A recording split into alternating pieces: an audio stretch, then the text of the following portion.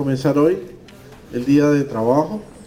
Y antes que todo, vamos a recordarles que en caso de emergencia, ¿verdad? Hay dos salidas. Hay una que está a la mano izquierda de ustedes. Hay otra que está allá por el restaurante, ¿verdad? Y sobre todo, y lo más importante, es que no correr, ¿verdad? No correr, exactamente. Por favor, no correr. Muy bien. Eso en primer término. En segundo término, se les recuerda por favor los celulares. Pongámoslos, apaguemos los celulares, pongámoslos en vibración, nada más. Espero que les haya ido muy bien ayer con la parte de planeamiento, ¿verdad? No es nada del otro mundo, es cuestión de ir acostumbrándose un poquito, ¿verdad? Eso es todo. Siempre al principio es un poco complicado, ¿verdad? Pero ya después es bastante mecánico y no tiene nada del otro mundo. Muy bien. Y a continuación, pues vamos a tener una charla con don Carlos Rubio Torres, quien es profesor e investigador de literatura infantil y la narración oral en la Escuela de Formación Docente de la Facultad de Educación de la Universidad de Costa Rica y la División de Educación Básica del Centro de Investigación y Docencia de la Universidad Nacional. Ha publicado una gran cantidad de obras y en 1984 se le otorga el Premio Joven Creación al poemario La vida entre los labios y en 1990 el Premio Carmen Lira de Literatura Infantil y Juvenil al libro Pedro y su teatrino maravilloso. Ambos son distinciones de la editorial de Costa Rica. Entonces, sin más preámbulo, los voy a dejar con don Carlos Rubio para que nos haga su presentación. Muchísimas gracias, muy amables. Tengan todas y todos un lindo día. ¿Me escuchan bien? ¿Así es micrófono? Sí, es que miren, para contar cuentos... Sí. No podemos, perdón, ya se lo quité, yo que se me lo traigo con todo el micrófono al señor. Bueno, para contar cuentos, la manera más cómoda consiste en tener las manos libres, pero bueno, en buena hora, y me siento muy a gusto de estar acá compartiendo con colegas, educadores, educadoras, en esta magnífica labor, ¿verdad?, de engrandecer, de transformar, de innovar los procesos educativos. Y bueno, claro está, me alegra muchísimo y agradezco esta invitación del Ministerio de Educación Pública para hablar sobre, creo que una de las grandes pasiones de la vida, que es la literatura en el aula. Para hablar de literatura siempre me gusta dejar que sea la literatura la que primero se manifieste. Por eso, antes de la charla formal, quiero contarles un cuento. Y voy a aprovechar las ilustraciones que elaboró una gran artista costarricense, Ruth Angulo, para un libro que recientemente publicamos con el Grupo Nación, que se llama La Danta en la Pasarela. Un libro que se encuentra dentro de la colección Leer para Disfrutar, y que salió, y todavía no es hacerle publicidad porque además con esto no tengo ningún, puedo decirlo con toda libertad, ningún ingreso económico, por eso lo digo con toda tranquilidad. Todavía hay algunos ejemplares libres. Salió este libro a un costo de 500 colones, un costo simbólico, para que en la medida de las posibilidades sean muchos niños y muchas niñas en este país que puedan tenerlo. Y lo que está en el libro es lo que ustedes van a ver ahora. Siempre antes de empezar a contar el cuento de la Danta, me gusta preguntarle a los miembros del público, que casi siempre son niños, así que yo siempre les pido a ustedes que dejen en este momento salir esa niñez que está dentro de ustedes. ¿Qué saben acerca de una Danta? ¿Alguien quiere contar? ¿Alguien quiere decir en voz alta? A ver, por favor. Ajá, es veloz la danta. Tiene mucha fuerza, dice la compañera. Muy bien. ¿Cómo será físicamente la danta? Grande, ajá. Es como un cerdo, como un chancho. De hecho, también se le dice chancho de monte. Es un animal solitario, habita en nuestras selvas tórridas.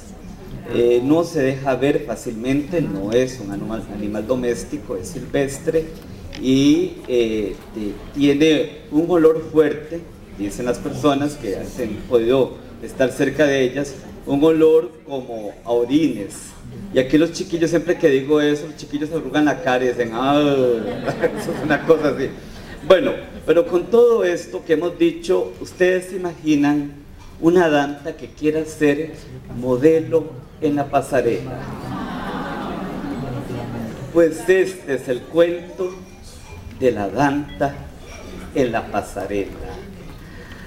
Preciosa, así se veía la danta aquella noche en su primer desfile de la pasarela. Estaba tan emocionada, se pintó los labios más de 100 veces, se puso su peluquita de rizos dorados. La danta escogió cuidadosamente los zapatos que se iba a poner. ¿Cuál le combinaba mejor con la faldita de satín? Diseño exclusivo, tal vez los zapatos verdes, los amarillos, los rojos. Bueno, la verdad no sabía, es que estaba tan contenta. Aquella faldita de satín, diseño exclusivo, ella, la danta, por fin, en un hotel fino y elegante como este. Ella, por fin, que estaba acostumbrada a caminar por la montaña, iba a aparecer en su primer desfile. Las chicas de la moda, las chicas de la moda se reían, decían, vean qué facha la de la danta, con esa pinta en nuestro desfile de la pasarela. Pero a ella no le importaba, recordó cómo tenía que caminar, pasito adelante, pasito atrás, hombros descolgados, trompa levantada. Por fin, ¡ay, la música!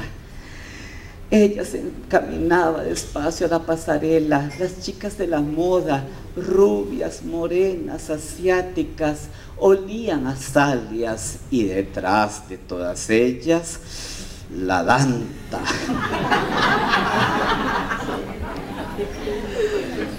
Cuando por fin le correspondió el turno, ella se vio tan contenta que el productor la anunciaba y ella se imaginaba, voy a ser famosa, a lo mejor voy a aparecer en los programas de televisión, en internet. Hay quien quita que hasta un asesoramiento del MEP, de esos que hacen, hasta hablen de mí, decía la danta. Bueno, ella decía, voy a ser tan famosa. La danta se imaginaba frente a ese hotel. Ella bajaba, mire, si hasta le están tomando fotos, le están grabando con video. La danta estaba tan contenta. Anunciaron por fin, el diseñador decía, aquí, este modelo exclusivo, modelado por la señorita Danta. Todos estaban en la expectativa. Las chicas de la moda decían, ¿qué va a pasar con esa grandulona? ¿Cómo le va a ir allá adelante? Todos estaban atentos. Ella avanzaba despacito por la tarima. La verdad es que casi ni caminaba, ya iba flotando, pero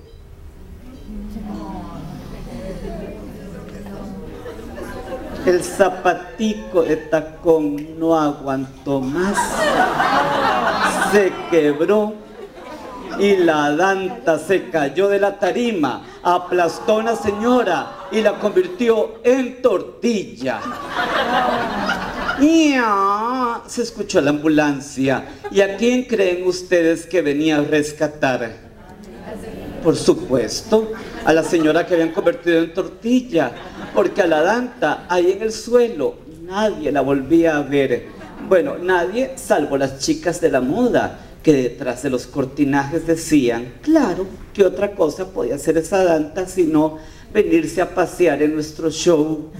La danta ahí en el piso trataba de juntar las cuentas color agua de su collar, pero solamente vio al productor del espectáculo que le señaló la puerta de salida.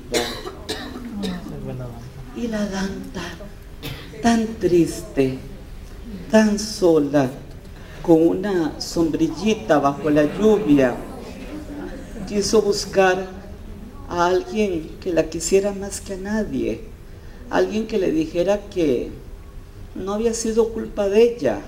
A cualquier muchacha, a cualquier señora aquí se le puede quebrar el zapatico de tacones. ¿Ven lo que les ha pasado alguna vez? ¿Ah? Pero bueno, ahí nadie estaba para esas cosas. La tiraron a la calle y nada más. Por eso, la Danta tomó el autobús que la llevaba hasta las selvas tórridas y se fue a la casa de su mamá.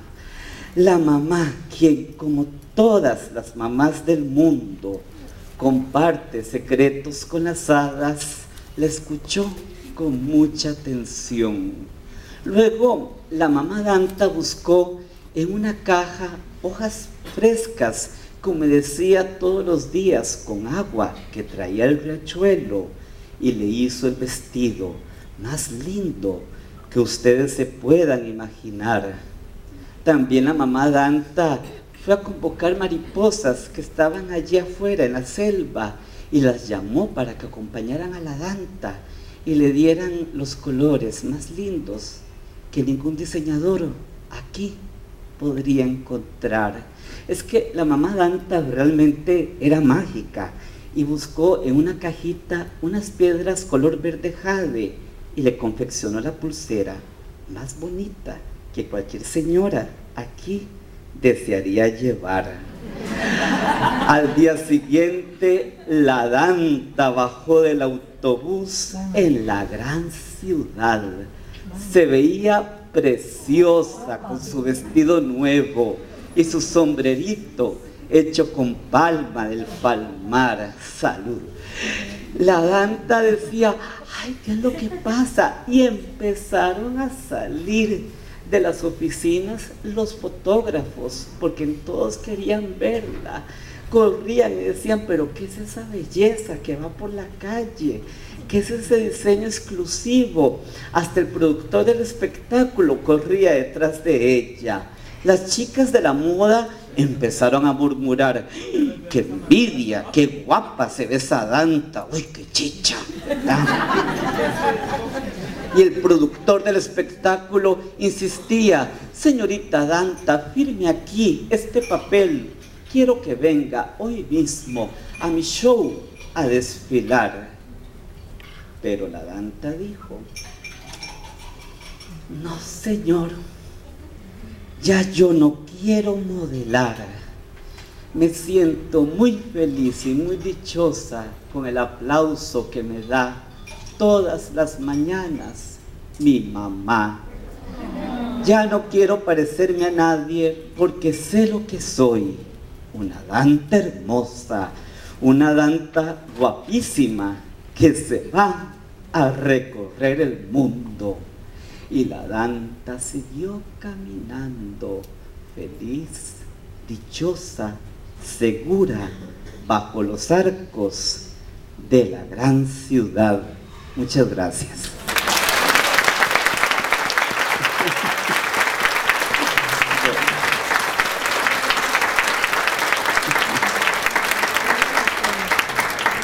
Muchísimas gracias. Bien, como les comentaba, el libro de la Danta en la pasarela fue publicado en este formato, en la colección Leer para Disfrutar, papel periódico, una edición bastante modesta, pero la idea es que pueda llegar a muchísimos niños y muchísimas niñas. Y la gran ventaja es que todavía queda, ya se retiró al mercado, pero todavía contactándose con la Nación, todavía se puede conseguir. Bueno, vamos a ver. ¿Qué pasó cuando hablábamos de la Danta? Que pudo haber sido cualquier otro cuento, ¿verdad? Pudo haber sido hasta cualquiera de los tradicionales, Caperucita Roja, Los Tres Cerditos, cualquiera. Convocamos a la literatura, ¿verdad? Cuando los observaba a ustedes, veía emociones, sentía emociones, expresiones, ¿verdad?, que hacían con su voz. Y yo creo que por algún momento todas las personas que estaban aquí se olvidaron de que estaban dentro de un momento oficial de trabajo y se dejaron ir. Bueno, eso es precisamente lo que la literatura debe hacer en la escuela y lo que la literatura debe hacer en la vida, la de permitirnos dejarnos ir hacia atmósferas de disfrute, de placer, de gozo, de alegría y, ¿por qué no?, también de indignación, de molestia, porque el arte no debe ser jamás complaciente y la literatura es por sobre todo arte. Esta es la misión de nosotros. Quien quiere utilizar la literatura para enseñar, quien quiere utilizarla como un vehículo para adoctrinar, pues realmente está utilizando el canal más inadecuado. Porque la literatura es por sobre todo un discurso que es plurisemántico, tiene múltiples posibilidades de interpretación, a pesar de que veíamos ahora las ilustraciones de Ruth Angulo, pues bueno, yo creo que cada una y cada uno aquí presentes se imaginaba su propia Danta y relacionaba esta historia con su propia experiencia de vida. Entonces eso hace que cada lectura sea absolutamente distinta y no se le pueda pedir la misma respuesta a todas las personas. Bien, pero entonces vamos a ver a qué nos acercamos a esto cuando hablamos de literatura infantil. Y vamos a hablar acerca de posibilidades de definición, primero que todo. ¿Qué entendemos como literatura para niñas y niños o literatura infantil? No voy a repetir las citas que están en las imágenes porque realmente sería cansado y pues sería convertir esta experiencia en, perdónenme ustedes, un karaoke académico, ¿verdad? Y la idea no es esa. Ustedes, si gustan, vayan leyendo lo que está en los textos y yo les voy comentando un poquito. Primero que todo, cuando hablamos de literatura infantil y juvenil, estamos hablando de la única... Ah, gracias. ¿Dónde toco? Aquí al medio. Aquí al medio, toco. El medio para avanzar. Ah, para señalar. El medio es para señalar. Un lado para avanzar. Ok, muy amable, muchas gracias. Bien, cuando hablamos de literatura infantil y juvenil, estamos hablando de la única literatura que está destinada a seres humanos en un espacio determinado de la vida. O sea, nadie podría estar aquí refiriéndose a, por ejemplo, literatura para personas mayores de 30 años o de 40 años o más, porque sería un absurdo. O de limitar, esta es literatura solamente para mujeres de determinada época de la vida, no, sino que es la única que corresponde a un momento determinado del desarrollo. Eso hace que la literatura destinada a niños y jóvenes comparta los mismos requerimientos de calidad y los mismos aspectos estéticos de cualquier otra literatura del mundo, pero que tenga sus reglas propias. Y eso es lo que pasa. Es una literatura que no se puede promover o no se puede ver como cualquier otra literatura. Los niños y las niñas nos exigen mayor movimiento, mayor alegría, mayor creatividad para poder presentar estos textos literarios. ¿Por qué? Porque, como dice Genovese, citado por Nobile, ambos italianos tienen sus reglas propias. Acá lo que Bruno Bettelheim señala, este gran psicoanalista de las hadas, recordemos que Bettelheim nos escribió un clásico que es el psicoanálisis de los cuentos de hadas y que es un texto que ya es añejo, fue publicado por primera vez en inglés en 1974, pero este párrafo que se refiere al cuento maravilloso, al cuento de hadas, aplica a cualquier literatura para niños. ¿Qué es lo que nos dice? Que más allá que cualquier impacto psicológico que pueda tener la literatura, lo más importante es que es una obra de arte. Cuando estamos hablando de literatura, estamos hablando de arte. Y el que escribe o la que escribe literatura es una persona artista. Y como artistas que somos, entonces, lo que queremos es no demostrar, sino sencillamente mostrar. Lo que queremos no es apelar al conocimiento, lo que queremos es apelar a los afectos. Queremos hacer sentir, como dice la colega Marina Colasanti, un verdadero escritor de literatura infantil acaricia el alma del niño. Y eso es lo que estamos aquí buscando. Así con sensaciones como las que ustedes percibían cuando contábamos el cuento de la Danta en la pasarela. Eso es lo que estamos buscando. Entonces, con Juan Ramón Jiménez, Premio Nobel de Literatura, y en una cita bastante vieja, pero a mí no me da susto presentar citas de autores tan antiguos cuando lo que nos dicen es inteligente. Y tampoco me preocupa esa obsesión que tenemos muchas veces los educadores de que si el documento no es de 5 años para acá, ya el documento no sirve, ¿verdad? En literatura eso no aplica, ¿verdad? Entonces, ¿qué nos dice Juan Ramón Jiménez? Y esto sí vale la pena leerlo completo. ¿Cómo concebimos la literatura infantil? Bueno, sino a este libro ideal que todos hemos entrevisto en nuestra infancia y que se nos ha revelado en la mañana de la vida, como una mariposa azul del colegio por el frente de la ilusión, el libro del cuento mágico, el libro, el del verso de la luz, de la pintura maravillosa, de la deleitable música, el libro bello sin otra utilidad que su belleza. Y eso es. Por sobre todo cuando nosotros contamos un cuento, compartimos un poema, llevamos a los niños de primer ciclo al patio para jugar la ronda, para jugar con adivinanzas, para jugar con el trabalenguas. Cuando hablamos de literatura escrita por autores y autoras, o bien cuando utilizamos literatura que viene de la tradición oral, que en el campo de la educación preescolar y primer ciclo es fundamental, y a mí no me gusta separarlos, por eso hablo de educación preescolar y primer ciclo como un continuum. No se puede separar, no se puede desvincular.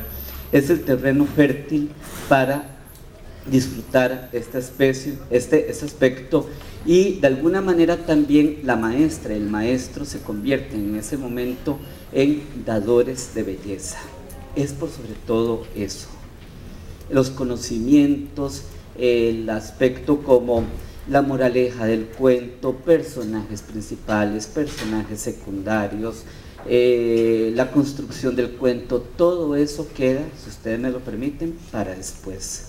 Lo que interesa en este momento con las niñas y los niños menores de 10 años, en este caso primer ciclo, es disfrutar por sobre todo y nada más. Eso es lo prioritario.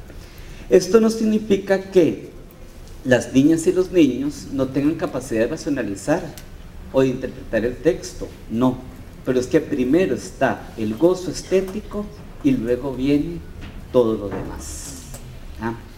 Ahora, un asunto interesante, ¿cómo escogemos un libro literario para niños y niñas que están en la escuela? Bien, hay un asunto importante. Si el libro a nosotros como personas adultas nos encanta, el libro nos hace disfrutar, ese libro entonces vale la pena. Si nosotros sentimos que es un libro para chiquitos y lo vemos ahí, ay, agarre esos libros para chiquitos, eso es para ellos. Bueno, como ya yo soy grande, a mí eso realmente no me dice nada. Hay libros con colorcitos, dibujitos, eso bonitos para ellos y nada más.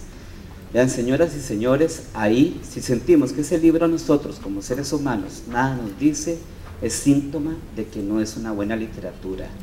Un buen libro para niños es un libro que encanta, por supuesto, a las niñas y los niños, pero es un libro que también encanta a las personas adultas y que nos hace sacar ese niño que tenemos dentro. Bien, como en el caso de Alicia en el País de las Maravillas, que no es como un libro, como novela, no es para niños de primer ciclo, pero bueno, acá con la obra de Lewis Carroll, la ilustración de Sir John Tenniel, Alicia en el País de las Maravillas o Alicia a través del espejo, podríamos leerlo como un libro de aventuras para niños, Bien, podríamos incluso presentarlo resumido a niños muy pequeños, a niños de preescolar o primer ciclo, pero también podríamos verlo como un libro filosófico, un libro lleno de enigmas relacionados con la lógica pura, porque Lewis Carroll, el autor, era profesor de lógica pura y matemático también, y podríamos discurrir, ¿verdad?, a un nivel de academia muy profundo sobre él. Entonces, como libro de aventuras sobre la chiquita que se fue por la madriguera, se cayó en ese hueco gigantesco, fue a caer en un país maravilloso y todo lo que le pasó ahí adentro lo podemos ver como una aventura y nada más. O lo podemos ver como un libro que nos presenta aspectos matemáticos, racionales, formales, que no son tan fáciles de desentrañar, como ustedes quieran. Eso es la literatura. Bien, entonces, hay un asunto fundamental cuando hablamos de literatura para preescolares y para primer ciclo. Es el hecho de que es una literatura que ante todo viene de la fuente folclórica. Por eso es que históricamente es una literatura de traspatio. Si ustedes se ponen a ver en nuestras universidades, los cursos de literatura infantil generalmente no se otorgan en las facultades de letras o donde se estudia literatura, sino que se encuentran de alguna manera relegados a las facultades de educación con un uso exclusivamente funcional y para que los educadores lo utilicen y nada más. Y es poca la investigación también. ¿Por qué? Porque es una literatura, primero que todo, reciente, tiene poco más de 300 años de estarse formando, desde la época de Peverol para acá, la corte de Luis XIV para acá es historia relativamente reciente, y por otro lado es una literatura que viene de la tradición folclórica. Y todavía hace 100 años, cuando don Joaquín García Monge estaba creando la primera cátedra de literatura infantil en Costa Rica, en la antigua Escuela Normal de Heredia, él insistía, la mejor literatura para los niños y las niñas es la folclórica. Y si los autores de Costa Rica no pueden rescatar el folclore, entonces tenemos que buscar los autores de Hispanoamérica y España. Él separaba Hispanoamérica y España, y yo creo que al decir Hispanoamérica él se refería a América Latina, ¿verdad?, y España. Entonces, con esto, ¿qué es lo que vamos a ver? Una cuestión interesante. ¿Cuál es esa literatura? Esa literatura es no solamente, tal como lo señala Nobile, vuelvo a citarlo, no solo la que los escritores escriben, sino los que los niños hacen propia, eligen y vuelven a elegir. Esta ilustración corresponde a la famosa Blancanieves de los hermanos Grimm, y si nos ponemos a leer los 201 cuentos de los hermanos Grimm, nos damos cuenta de que son textos que ofrecen un alto contenido violento, son truculentos, hacen alusiones múltiples a la sexualidad y que nos presentan a veces hasta asuntos absurdos, como el hecho de esta princesa que es engañada 3 veces por la misma bruja, ¿verdad?, hasta el cansancio, perdone, ¿verdad?, que con la peineta, que con el corsé o la cinta, dependiendo de la traducción del alemán, o bien con la famosa manzana, que ya por lo menos Blancanieves en la última, ¿verdad?, muestra un poquito de malicia y le dice, no señora, usted ya me ha engañado 2 veces, ya no le voy a comprar más cosas, ¿verdad?, ya me ha matado 2 veces, ya no más, ¿verdad? Entonces la bruja le dice, no, mire, yo voy a morder la manzana para que vea que yo no le estoy engañando. Lo que pasa es que la bruja ha envenenado nada más la mitad de la manzana, y ahí la bruja está mordiendo la mitad que no está envenenada, ¿verdad?, y le da la otra que sí, ya sabemos todo el resto de la historia. Bueno, entonces, ¿por qué esa literatura que podría presentarse como truculenta, a veces muy difícil de pensar, y eso es para niños? Bueno, es porque los niños la hicieron propia, la volvieron a elegir. En otras palabras, cuando presentamos literatura para niños, no tenemos que subestimar. Y las corrientes contemporáneas de literatura infantil retoman los llamados temas transgresores, temas tabúes, como se decía hace unos 20 años, ya no se habla de tabúes, o bien, como se hablan ahora, los temas perturbadores. O bien, si ustedes me permiten, como dice mi colega Manuel Anán Díaz de Venezuela, los temas más turbadores, los temas más turbadores. ¿Por qué? Porque presentan aspectos que nos turban, pero también que brindan placer. Entonces, no tenemos que subestimar aquella literatura que de repente nos habla, por ejemplo, aspectos que nos incomodan. La niña con cáncer, el niño que vive con papás del mismo sexo, los niños que de repente se oponen a la guerra, los niños que se encuentran en condiciones vulnerables en términos sociales. Todo históricamente lo recoge la literatura infantil. No es una literatura de duendecitos, honguitos de colores, arcoíris y mariposas y nada más. Bien, entonces, muestra de esto que es, y que siempre me gusta mostrar esta imagen del cíclope Polifemo y hacer referencia a una experiencia que viví ya hace algún tiempo, cuando yo daba clases a niños y niñas de segundo grado en la escuela San Felipe de Alajuelita. El problema es que se hicieron ya grandes, son como treintones, son chiquitos de segundo grado, pero bueno. Pero bueno, ellos pueden dar fe de ello, y lo que me hace gracia ahora es que por las redes sociales nos hemos vuelto a contactar, ¿verdad? Ya yo no los reconozco, claro está. Y además yo hago la aclaración, yo era maestro aspirante en aquella época, también era muy jovencito, ¿verdad?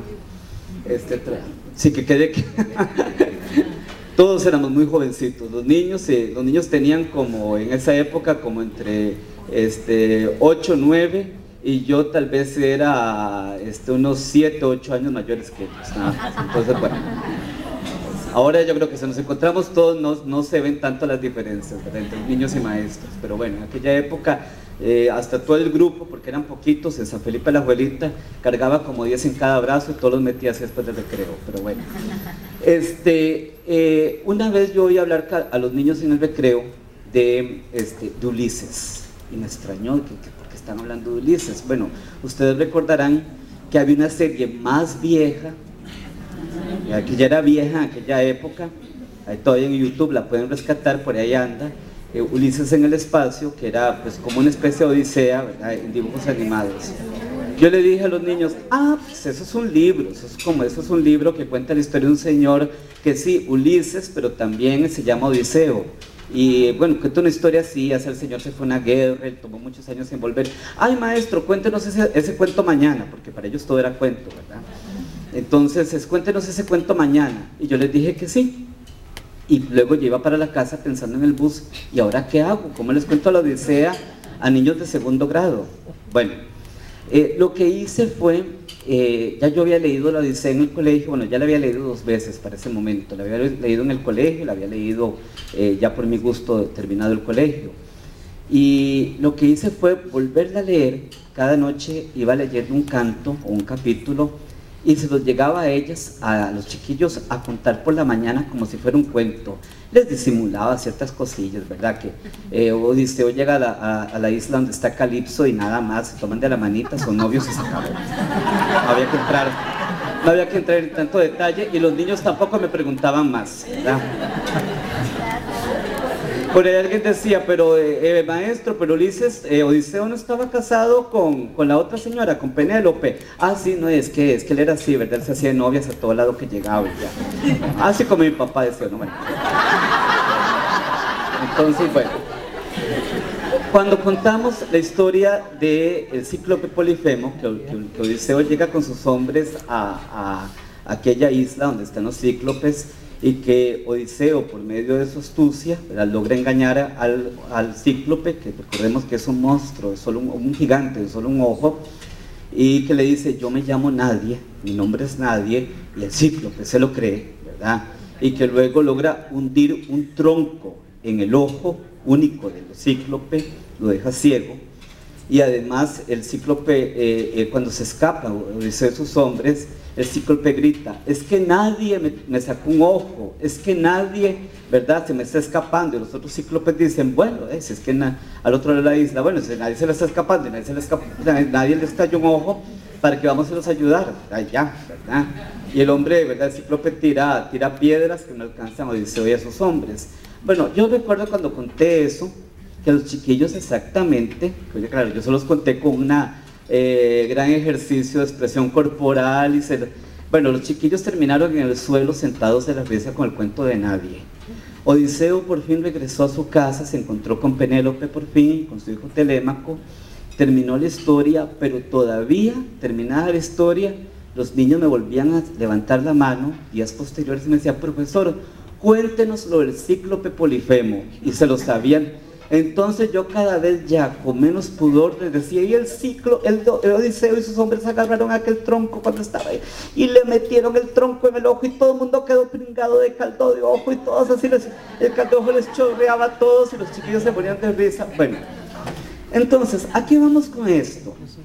Si buscamos los planes formales del MEP, encontramos que la Odisea ha estado históricamente, desde que yo estaba en el colegio, ¿sabe cuánto tiempo atrás?, destinada a muchachos y muchachas de 10º año. Y yo se las estaba contando a niños de 2º grado. Ellos estaban maravillados. Y todavía, por ahora, ¿verdad? Me encuentro mensajes privados en Facebook que como dos me han salido. Me dice, maestro, yo lo que más me acuerdo de la escuela y lo que me acuerdo de usted es lo del cíclope Polifemo. De cómo nos reíamos, cómo gozábamos con el cíclope. Bueno, entonces, a ver, con esto que vemos, la sensibilidad seleccionadora de la que hablaba Nobile. A la niña y al niño no tenemos que subestimarlos y decir, esto es para chiquitos y esto es para grandes. Una solución a la que yo puedo haber llegado en aquel momento es decirles, vean, ese libro ustedes lo van a leer cuando lleguen a 4º año, 10º año del colegio, se esperan. Y ahí en algún momento lo van a leer. Sin embargo, en aquel momento, sin mayor teoría ni nada, yo estaba muy joven, se los di y vámonos, ¿verdad? Y ellos lo disfrutaron. No sé cuánto lo habrán disfrutado si llegaron al colegio y si lo leyeron, pero lo importante es que aquello causó felicidad en sus vidas. Y eso es lo que debe hacer la literatura. Con esto, ¿a qué es lo que vamos? Como nos dice la maestra Adela Ferretto, maestra herediana, nacida en 1901, fallecida en 1986, esposa de don Carlos Luis Sáenz. Yo no los veo separados nunca. Creo que ese marco de creencias teóricas lo compartían ambos. Lo que hace un escritor, al fin y al cabo lo hace porque el escritor es un poeta niño. Los escritores actuamos como niños. Por decir actuamos como niños, no es que estamos de alguna manera pensando que estamos actuando de una manera juguetona y nada más, o que estamos actuando por el puro gusto y nada más, sino que tal como lo muestra la pintura de Sorolla, los niños están jugando, ¿verdad? Que además es una pintura que me parece preciosa. Entonces, ¿qué es acá el asunto, verdad? El poeta quita una palabra, pone otra, juega con un adjetivo, ¿verdad? Conoce la sonoridad de un sustantivo. El poeta juega, construye como si fuera un niño. Y entonces, ¿por qué al niño le gusta su trabajo? Bueno, porque el niño también es un poeta. Entonces, entre los dos, entre el poeta niño y el niño poeta, lo que se encuentra es un vínculo de horizontalidad, de comunicación, en el que se rompen completamente las estructuras de autoridad clásicas o que generalmente se dan entre la niñez y la adultez. Por eso cuando nosotros contamos un cuento en el aula, los chiquillos nos ponen tanta atención, ¿verdad? Diferente cuando vamos a decir, vamos a dar una clase, vamos a explicar los ríos, vamos a explicar tal cosa. Pues los chiquillos se centran, más en primer ciclo, ¿verdad? Preescolar y primer ciclo, vamos a contar un cuento, vamos a cantar una canción. Los chiquillos, ¿por qué? Porque sienten que de repente están sí ante un adulto, pero ante un adulto que no baja a la estatura del niño, sino es un adulto que sube a la estatura del niño. Y eso es lo importante, eso es lo que hace la literatura. Bien, ahora, no todo cuando hablamos de literatura es ese mundo tan optimista que les he presentado. También existen quienes, ¿verdad?, consideran que la literatura infantil no existe o no se presenta como tal. Por ejemplo, está el caso de Croce, citado por Teresa Colomer, una de las principales teóricas contemporáneas de literatura infantil. Ella es de España, y este señor nos dice que lo que es literatura infantil no es arte puro. ¿Por qué? Porque dice que el arte puro requiere, para ser saboreado, esa madurez de mente, ejercicio de atención y experiencia psicológica. Es decir, eso lo alcanzamos solo cuando llegamos a la adultez. De hecho, si ustedes no fueran adultos, fueran niños, ya estarían en este momento hartos con esta conferencia. Tendría yo que estar contando un cuento, haciendo títeres, otra cosa, porque claro está, el nivel de concentración y de abstracción que logramos cuando somos adultos es muy diferente al que tenemos cuando somos niños. Y más chiquitillos, el chiquillo, ¿verdad? En el caso del preescolar y primer ciclo, más breve, sabemos que son los espacios y más tenemos que movernos nosotros y más dinámicos tenemos que ser, ¿verdad? Entonces, el sol espléndido del arte no puede ser soportado por los ojos aún débiles del niño y el adolescente. Entonces, dice que para ellos son adecuados cierto tipo de libros que tienen algo de artísticos, pero contienen elementos extraestéticos, curiosidades, aventuras, acciones audaces y guerreras. Pero lo que nos está diciendo es que lo que hacemos nosotros no es exactamente arte. Y todavía esta otra cita es más corta, más concisa, pero duele más, ¿verdad?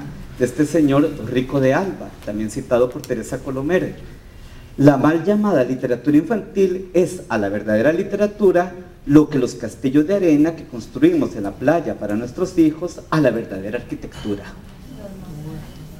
Yo por lo menos busqué una imagen de un castillo de arena bien complicadito, ¿verdad?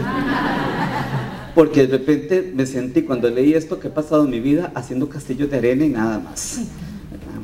Entonces hay que tener presente esto, ¿verdad? Porque de alguna manera entendemos por qué la literatura para niños es una literatura que ha sido subordinada, subestimada, y que también que a los autores de literatura para niños, una de dos, o nos consideran maestros o nos consideran niños y nos bajan el estatus, no viendo al niño con respeto, o ya cuando vamos pasando cierta edad nos van considerando dulces abuelitos. Y el abuelito es abuelito, le ponemos atención, pero son chocheras de abuelito. Pero no nos ven como artistas, no nos ven como intelectuales, ¿verdad? Ahora, cuando hablamos de literatura infantil, tenemos que hablar también de vicios. Y los vicios, me gusta citarlos de manera breve, ahí vienen explicaditos, un poquito más de detalle, para que sepamos que existen, pero que sepamos que los vicios, claro está, nos dan posibilidades de solución aparentes a problemas. Los vicios son, por eso son vicios, ¿verdad? Son altamente adictivos, ¿verdad? Podemos caer en ellos fácilmente, nos hacen sentirnos bien, por lo menos en apariencia, y para que podamos entonces determinar cómo escoger un buen libro para niños o no, ¿verdad? Un vicio característico de la literatura infantil es el vil aniñamiento, el tratar a los niños como personas chiquiticas, pequeñitas y diferentes de mí, ¿no? Ya quitándoles esa característica de inteligencia que deben tener. Si me permiten, ese aniñamiento se puede manifestar de varias maneras. Una, por un uso desmedido de diminutivos. No significa que el diminutivo esté prohibido en la literatura infantil, no. Imagínense ustedes títulos como La Sirenita o la Fosforerita, que también se traduce en los cuentos de Andersen, y Andersen es uno de los grandes creadores de literatura infantil. No se trata aquí de tomar dogmas. Es cuando estamos hablando de siéntese en la sillita, póngase los zapatitos, qué linda camisita, ¿verdad? Peínese el pelito, etcétera, y todo, ¿por qué? Porque como persona más grande físicamente que soy, generalmente creo que el mundo de la niña y el niño es un mundo de cosas chiquiticas, ¿verdad? Y el niño dice, yo no soy un enano perenne y a mí no me traten así, ¿verdad? O bien así con ese cuchi, corazoncito y todas esas cosas, ¿verdad? O bien un uso de aumentativos. Como ustedes, como los niños son chiquititos, entonces todo lo ven grande, entonces ven a la parota, ven a la ventanota, ¿verdad? Entonces todo, ¿verdad? Lo vemos como gigantesco, y el niño siente que aquel lenguaje es pueril, que aquel lenguaje no es natural, que aquel lenguaje es amanerado, que no es, ¿verdad?, lo que representa para ellos su realidad inmediata. Entonces a mí me da mucho susto, porque hay muchas personas con buenas intenciones que quieren escribir para niños, pero ese es uno de los aspectos. Y vean, a ver, esto no debería decirlo, no debe ser como muy ético, pero bueno, creo que de alguna manera ya se ventiló en redes sociales. Hace unas semanas tuve la oportunidad, una experiencia que realmente agradezco, de ser miembro de un jurado del primer concurso de literatura infantil a nivel centroamericano. Se presentaron, evaluamos cerca de 200 cuentos de 5 países, desde Guatemala hasta Panamá. Ganó, por cierto, un salvadoreño que yo no conocía, Alberto Pocasangre, se llama el señor, un cuento precioso, se llama Donde nacen las sirenas. El cuento fue muy arduo. Yo fui miembro del jurado preseleccionador y luego miembro del jurado seleccionador. Uy. Espero que no salga alguien enojado porque no ganó el premio. Bueno, porque vean qué difícil, eran casi 200 cuentos y era un único premio. Y bueno, había que leer. Entonces yo cuando leí los 200, cuando me llegó el Dropbox, ¿verdad?, ahora ya no le manda uno nada físico, todo es verdad, bajar de la nube y estas cosas con los 200 cuentos, yo dije, bueno, es posible que se dé mucho esto, ¿verdad? Y no, claro, se presentaba esto, pero realmente lo que más se presentó es lo que vamos a ver ahora, que es, yo creo que lo que se está comiendo en este momento la literatura para niños, o al menos eso me dio la impresión, es el afán de querer enseñar, de querer ver al chiquito nada más como sujeto de enseñanza. Este cuento es para que los chiquitos aprendan equidad de género. Este cuento es para que los chiquitos aprendan a cuidar el ambiente. Cantidad de cuentos fuera como... Y no es que eso esté mal, no, jamás. Pero es que es evidente más la intención didáctica que el gozo estético, el placer poético, y se nota que la persona está más preocupada por enseñar al niño que por gozar por sí mismo de su trabajo de escritura. Hay que ver que el mensaje, lo que damos nosotros en la literatura, de alguna manera es de rebote, pero un escritor que realmente es artista dice porque está hablando desde su experiencia, ¿verdad? No es complaciente con los demás, escribe, ilustra, edita porque es su sentir interno, viene de su fuero interno, viene de su experiencia. Y los niños valoran inmensamente eso, ¿verdad? A eso es lo que voy, al didactismo. Esa para mí, al menos de esa experiencia, fue como lo que más me quedó claro, es lo que está permeando. Enseñar al chiquito tal cosa, tal otra, tal otra, tal otra. Yo digo, pobres niños, déjenlos ya, enseñarles, déjenlos disfrutar de la poesía. La literatura es ambigua y además recordemos, la literatura es políticamente incorrecta. El escritor tiene todo el derecho a equivocarse políticamente, a desdecirse políticamente. ¿Por qué? Porque nunca el rey, como en el cuento de Andersen, el rey va a aparecer desnudo por alguna parte, inevitablemente, si es literatura. ¿Ya? Era lo que pasaba, por ejemplo, aunque es un libro didáctico, con el famoso Paco y Lola de doña Emma Gamboa. Si hubiéramos nacido unos 50, 60 años antes, aquí estaríamos hablando de Paco y Lola como una primicia. Y nadie estaría pensando posiblemente que Paco y Lola es sexista, patriarcal o machista, porque no era la corriente ideológica en boga en el momento. Y me parece a mí que la doctora Emma Gamboa, a quien respeto inmensamente, su memoria, ¿verdad?, tuviera tampoco ese afán, sencillamente, igual como cuando Carmen Lira escribía La Negra y la Rubia, en cuentos de mi tía Panchita, que muchos dicen, bueno, es que es un cuento racista. Sí, a legua se nota que es un cuento racista, nada más que en aquella época, cuando Carmen Lira hace 100 años estaba escribiendo esos cuentos, ¿verdad?, que los escribió en la década del 10 del siglo pasado y los publicó ya como libro en 1920, no se estaba hablando de eso. Yo llego con La Negra y la Rubia en este momento de un editor así tal cual diciendo que eso es un cuento mío, entonces lo primero que me dice, señor, ubíquese, eso es racista, pero es la corriente ideológica en este momento. Y posiblemente los textos literarios que hoy presentamos y que las editoriales aceptan a ojos cerrados y que nos publican pensando que son una maravilla, cuando los valores dentro de 50 o 100 años dirán, y ese señor era tal cosa, tal otro, tal otra. que en este momento ni nos imaginamos. Bueno, porque la literatura siempre va a ser políticamente incorrecta, pero eso no significa que tengamos que ver a los pobres niños y a las pobres niñas nada más como objetos de conocimiento y nada más. Si están en la escuela para aprender, eso está claro, ¿verdad? No van a la escuela a jugar, estamos claros, nada más. Pero el momento de la literatura es por sobre todo un momento de gozo estético, si ustedes me lo permiten, un momento de recrear. Crear es volver a crear, ¿verdad? Recreo, como descanso, y recreo como vuelta a la creación. Ese didactismo puede presentarse de varias maneras. Puede ser moralizante, para que los niños entiendan la diferencia entre el bien y el mal. Ese también puede ser religioso, se da en muchas instituciones de corte religioso, principalmente privadas. Vidas de santos, vidas ejemplares, vidas de esto, y los niños ya están hartos de que les pongan ejemplos si quieren disfrutar, ¿verdad?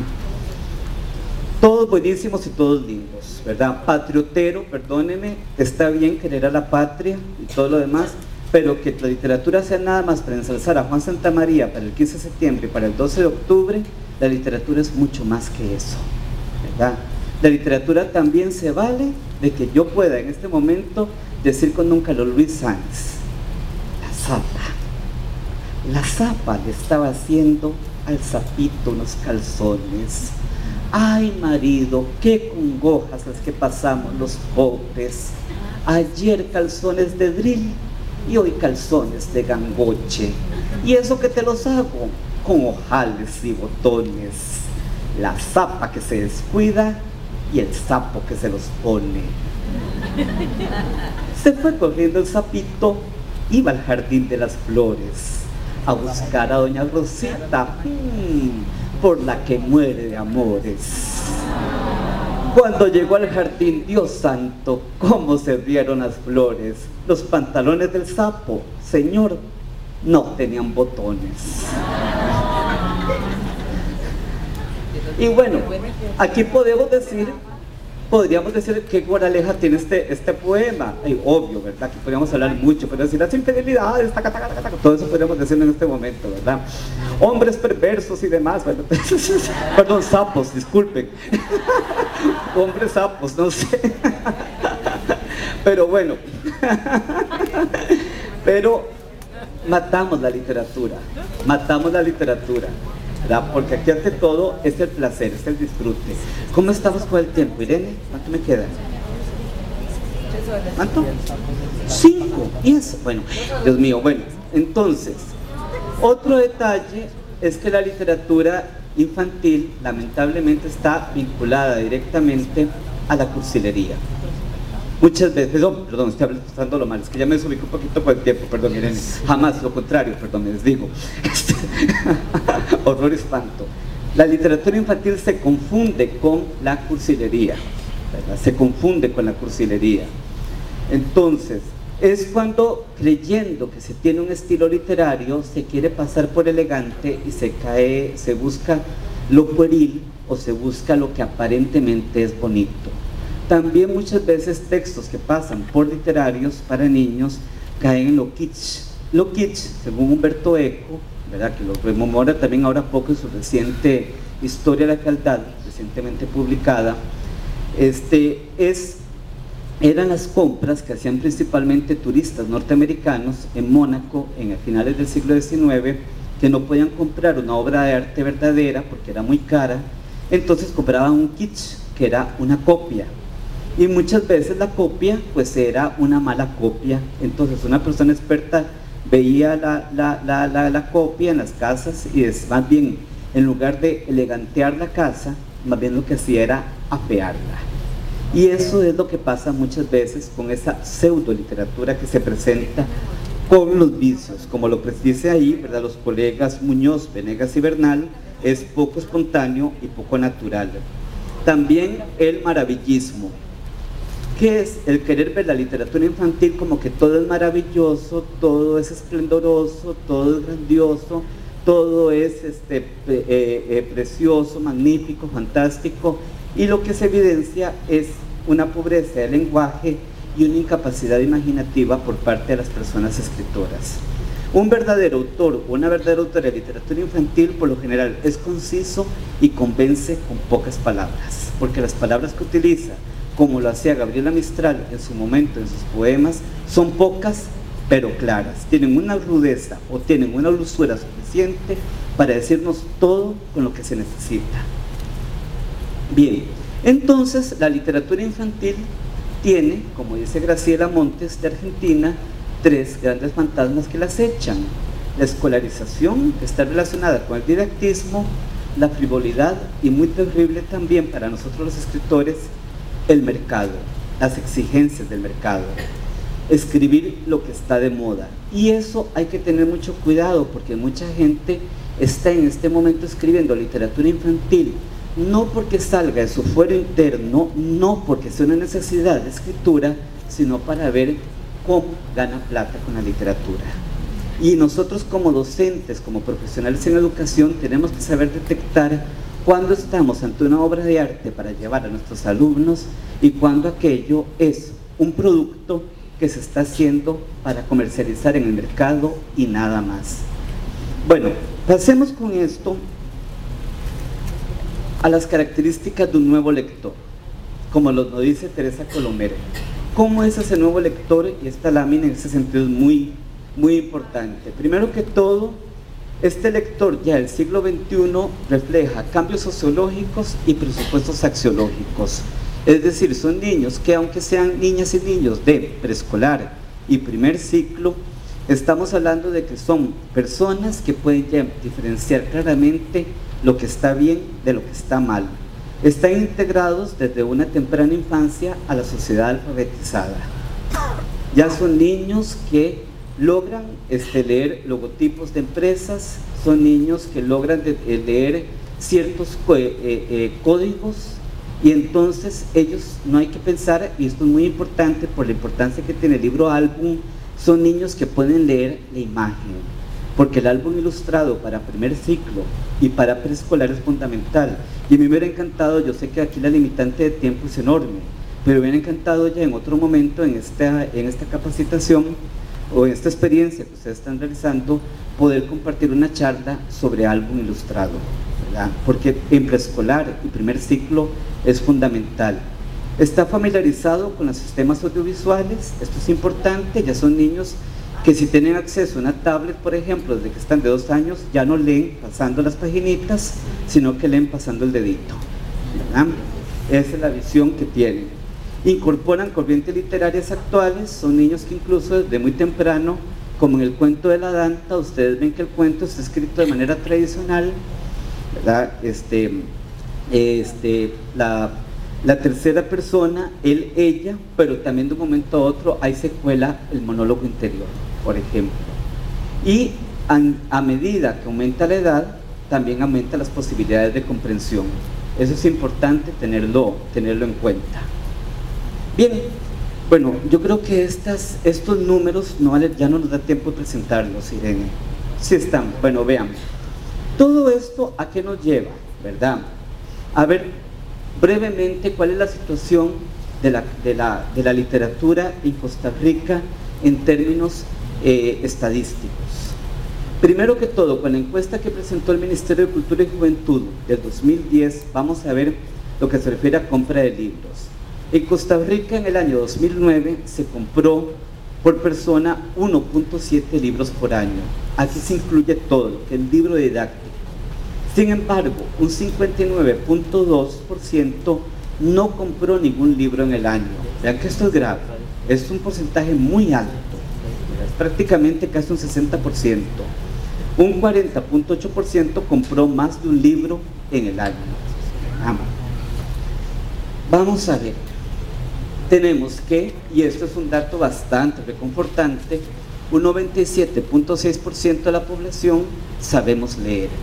Pero lo contrastamos con los datos que se han presentado en una encuesta anterior relacionada por el Instituto de Estudios Sociales y Población de la UNA en el año 2003, que nos revelaba que solo un 1% de la población compra libros literarios, al menos acá en la gran área metropolitana. Un 50.9% no leyó ningún libro y un 49.1% leyó al menos un libro. Vean ustedes, pero aquí se incluye también los libros que se leen por obligación, nada más por obligación. ¿Qué vemos acá? El 52% de los ticos ha asistido a una biblioteca.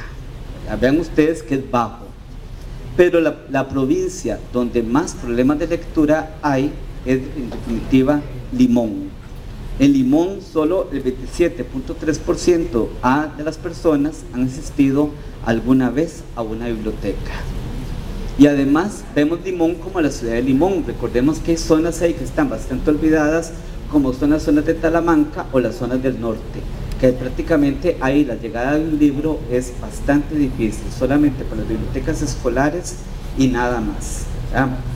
El 78.5% de los ticos ha ido a una librería, pero tenemos un problema con la palabra librería en Costa Rica, porque librería la encontramos como el lugar del almacén a donde se vende de todo, la tienda de departamentos. Bien, tenemos además que 59.2% dijo no haber comprado ningún libro y el 71.8% de los limolenses no compraron ningún libro. Limón sigue siendo la provincia más olvidada. El 51% no ha leído ningún libro en el último año, 2009, ¿verdad? Y Heredia es la provincia mejor situada en lectura, con un 2.3 libros por persona leídos. En Heredia, o sea, Limón es donde se lee menos y Heredia es donde se lee más. Con esto, así rapidito, entramos a qué. Para poder disfrutar de la literatura en el aula hay dos requisitos básicos. Uno, primero que todo, que nosotros como docentes seamos personas lectoras, porque este discurso sería vacío absolutamente si a mí no me gusta leer. O sea, la mejor manera de convencer a otra persona, en este caso una niña o un niño, de que la lectura es hermosa es como leyendo yo. Que me vean llevando libros al aula, a mí, al maestro, comentando cuando se pueda las lecturas que yo hago, ¿verdad? Eso es importante. Sí se puede leer. Ahora yo estoy leyendo El Marqués de Sade y es maravilloso, pero no lo podría comentar con niños, ¿verdad? Pero bueno, si se puede leer, si se puede comentar con los niños, precioso, maravilloso. Y muy importante este aspecto de la bibliodiversidad. Es decir, que en la escuela existe, en la medida de las posibilidades, la mayor cantidad de textos que pueda haber para que las niñas y los niños escojan qué es lo que quieren leer y se opongan al concepto de lectura obligatoria. Porque como lo decía Jorge Luis Borges en una de sus famosas conferencias sobre poesía, la lectura obligatoria es absurda. Tanto valdría hablar de felicidad obligatoria. Con esto vamos a ver dos propuestas. Lo que es promoción de lectura, que la promoción implica la participación de toda la comunidad educativa. La idea es que lean todos y todas en las escuelas. La idea es que lea la persona directora. La idea es que lea los padres de familia se incorporen, madres de familia, el personal de seguridad participe, las señoras de la cocina, todos, y por supuesto maestras y maestros, esa sería la idea. Y que además que se realicen actividades para promover la lectura, como festivales de lectura, visitas de autores, que es muy importante cuando un autor llega a una escuela, que el grupo de niños beneficiario haya leído por lo menos un libro o un texto de ese autor. Porque yo traigo aquí a alguna persona que usted no ha leído y les digo, esta persona escribe libros y para ustedes es una persona totalmente ajena. De nada sirve si no ha existido la complicidad antes de lectura con esa persona que escribe. Y por otro lado están las actividades de animación. ¿Qué pasó aquí? No estaba, bueno. Las posibilidades de animación. Animación es la experiencia micro. Es aquello que es lo que yo ya hago en el aula.